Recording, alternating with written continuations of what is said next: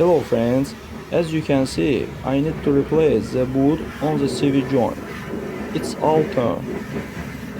To replace it, you need to unscrew all the bolts on the CV joint.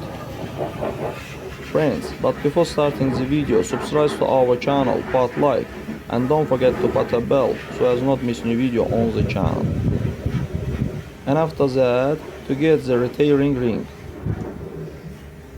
Then we knock out the CV joint, change the answer, and collect everything in reverse order.